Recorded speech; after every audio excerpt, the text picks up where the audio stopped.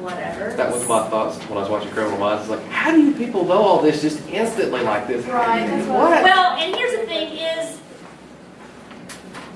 they can, but it's after years and years and years and years and years of experience, okay, and practice. That part is true, and that's where I guess this is probably a really good segue to talking about the media stuff and the show. Okay. Let's see.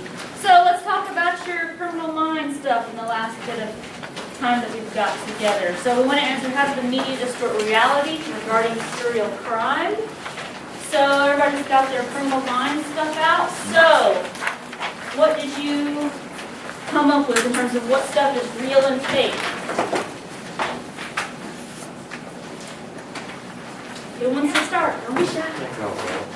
Well, Jake or who? It don't matter. Okay, we'll do him and then we'll come back to you, or doesn't matter? yeah, that's fine. For the real, I was like, okay, they're trying to put a profile together of who the person is. You know, trying to figure out what suspect or, you know, who could he be.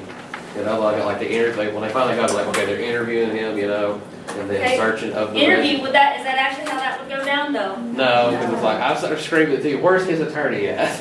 Well, not even the attorney, but what has, if you can clearly see that he's detained, Right. okay? They might have and just not gonna. We're supposed to assume that, but again, the uneducated person would not, or someone who watches the other fake shows that they read them their rights before they're even detained, which that's not when you're read your rights. You're read your rights when you are in custody, when you cannot leave, you are detained, and you are being questioned. You're about to be interrogated. So, though the Miranda rights were not read because you can clearly see he's being detained, would that interrogation necessarily take place in the kitchen? No.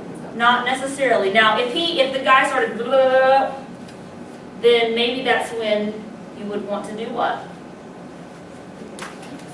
Maybe read him his rights, even though maybe technically, legally, you don't have to if he's not in custody at that time. But remember, in order to use anything, okay, so there's that. You could just go ahead and say, you know, da-da-da. Now, also, let's talk about the kitchen scene. Whether or not that would happen there or not, who would actually be doing the interrogations? The FBI people or local law enforcement? Because who solves crimes? Locals. Local or state police. The FBI does what? They assist. Thank you. They assist, they assist, they assist. Now, is there ever a time where maybe an FBI agent from the what's now called the BRIU, the Behavioral Research Instructional or Institutional Unit, which used to be the BAU, which calls it the Behavioral Analysis. It used to be called that. Now there are 5 different types of BAUs. The 5th type that we're talking about with the serial killers, is known as the BRIU, Behavioral Research Institutional Unit. Okay. Are there times when those agents may be involved in the interrogation? Probably so, yeah. If they are already there, because, you know, say they've got a number of crimes that have happened, they're finally there, okay? Or if they were maybe specially called in.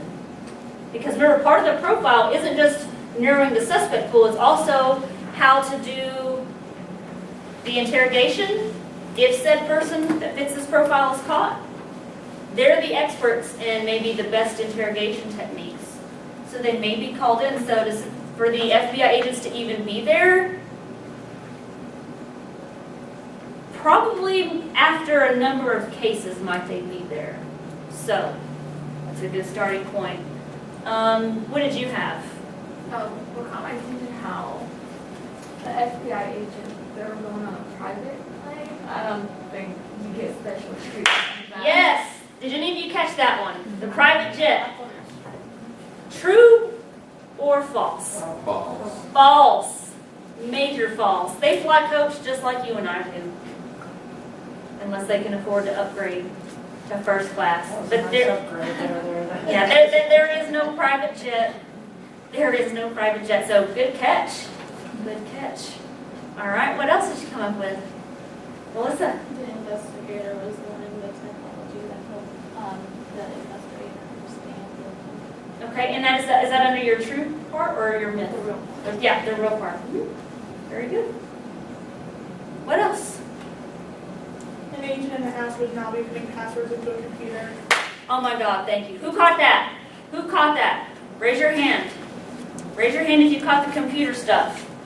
So just any old Joe Blow law enforcement in this major serial killer case is going to try hacking into this computer. Unless he knows what he's doing, No, chances are no, slim to no. know. And even if he knows what he's doing, no. No. I guess like math then. There's that, and then more specifically, the FBI have computer scientists. That's what I said, don't they have their own hackers who do that? They have their own people, okay? They're computer scientists, or it's CSFOs, computer scientists in field operations. They are specialists. So even after the Joe Blow law enforcement guy gets done, he screws it up, and then the other special agents, then they try. No. If they do that, what's happening? Somebody's getting fired. That, and then what? They're probably locked down the computer where you can't get in there. What about, what's gonna happen to them? They'll lose their job. Probably gonna lose their job. This is not their area, that's why they have specialized people for that. So it's the idea that these people all do these highly specialized jobs. That's why there are specialized jobs. Those BRIU agents work in working on these profiles, yes. I wrote that there's usually not super smart young men who know the answers to every question on the scene. Yes, that is true. Yeah. Guaranteed, people who do work as diversified agents tend to be very intelligent. I mean, what's this guy? He got like 3 PhDs and an MD or something? And it's super young. Yeah, he's a prodigy. That's not fairly normal. Also, what do the people look like on the show?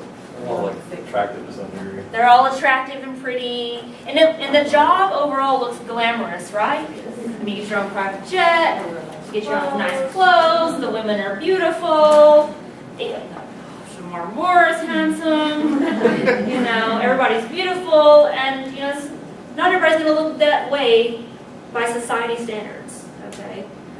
Jake. I know, so I think me and Thomas noted this, that they were handling everything without gloves. They were touching everything in there without gloves, and he was Yes. laying on the bed, and I'm like, what are you doing? There's nothing. Stop walking around, just, taking out the CD. Yeah, and he's like laying Yes. on bed, okay. Yes. And here's the thing is that, whenever, what's the main guy? He does go visit one of the sites. Gideon, yeah. Interestingly enough, Gideon's character is actually based off of John Douglas, which is the author of those optional books that I told you about. They finally admitted that. I say admit, I don't know why they admitted it, but what's there to hide? But in 2015, they finally said, yeah, his character is based off of John Douglas. They even kind of look alike, which is kind of creepy. But maybe they did it on purpose, I'm sure. But anyway, where was I going with that? Oh, where he's walking in the dirt and stuff. Like they will, after a number of cases, they may come out and revisit where it happened, but it's no longer a crime scene then, is it? So are they ever really on fresh crime scenes?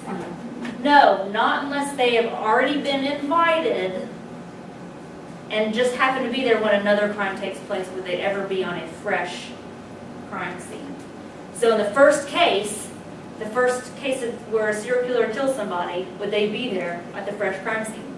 No, because they don't know that it is a serial killer case. And that's another thing. Did anybody catch that with the assisting? They don't, not just in this episode, but in a lot of your shows, it shows them taking over the case. Does that happen? No. No, they are there too. I don't know why I'm pointing like this.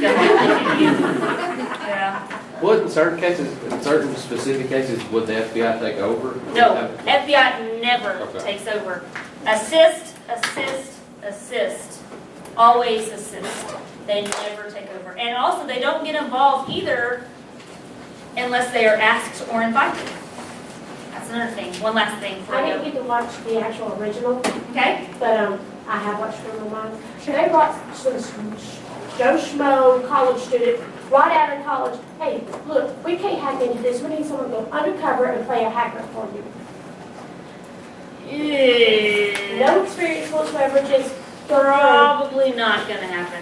exactly. And I thought, They're like, gonna what are have you that doing? experience No, that's first. stupid. So, we'll continue this, but do let me have your